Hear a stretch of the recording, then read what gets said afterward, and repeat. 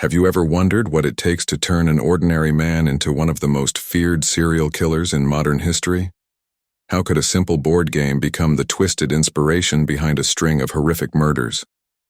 Today we delve into the chilling case of Alexander Pichushkin, a man whose obsession with a chessboard drove him to kill.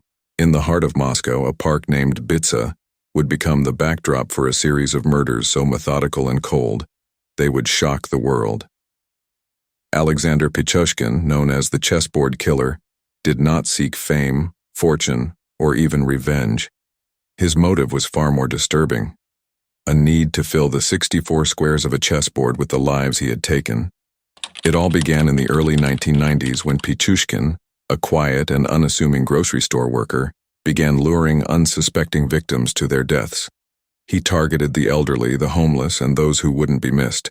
His logic as chilling as his actions. But how did this seemingly ordinary man turn into a killer who would ultimately confess to 60 murders? Pichushkin's story starts long before the first murder. As a child, he suffered a traumatic brain injury that left him with behavioral issues and a deep sense of isolation. His only solace came from playing chess, a game where every move is calculated and every decision could lead to victory or defeat. But for Pichushkin, the game became more than a pastime. It became an obsession. As he grew older, his fascination with chess took a dark turn. The board's 64 squares became a metaphor for the lives he wanted to control. Each square represented a victim, and Pichushkin was determined to fill every single one. He began his killing spree in 1992, carefully selecting his victims and inviting them for a drink, only to lead them to a secluded spot in Bitsa Park. There, he would bludgeon them to death with a hammer, leaving their bodies hidden or discarded. Each time, he felt a rush, a sense of power that only grew with each life he ended. Pichushkin's murders continued for over a decade, with the police struggling to connect the dots. It wasn't until 2006, when a would-be victim escaped and reported him to the authorities, that Pichushkin's reign of terror came to an end. When he was finally arrested, Pichushkin showed no remorse.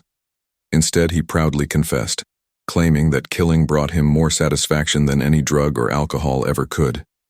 He revealed his ultimate goal: to surpass the infamous Andrei Chikatilo, another Russian serial killer known as the Butcher of Rostov, and to fill every square on his chessboard with a murder.